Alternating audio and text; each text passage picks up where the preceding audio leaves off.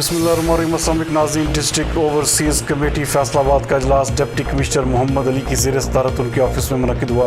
BBC news network के divisional bureau chief मियां एजाज असलम के मुताबिक इजलास में assistant commissioner city Syed Ayub Bukhari, assistant commissioner under training doctor Zunaira Aftab, member overseas committee Talha Hamid, Punjab police और प्रोसिक्यूशन के नुमाइंदा ऑफिसर भी मौजूद थे।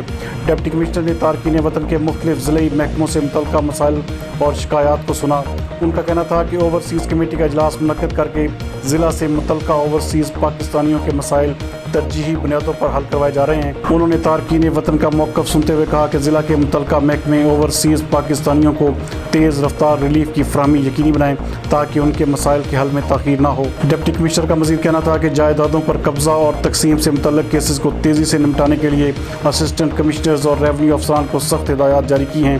उन्होंने बाज़ दरख्वास्तों पर तारकीन वतन और उनके नुमाइंदों का मौक़िफ़ सुनते हुए मुतल्लिक़ा महकमों के अफसरान को मेरिट पर केसेस निपटाने की ताकीद की। इस मौके पर CPO फैसलाबाद के नुमाइंदा ऑफिसर ने बताया कि पुलिस से मुतल्लिक़ा दरख्वास्तों को तेज़ रफ्तारी से हल किया जा रहा है और तमाम केसेस की पेशरफ्त का बाकायदगी से जायज़ा ले रहे हैं।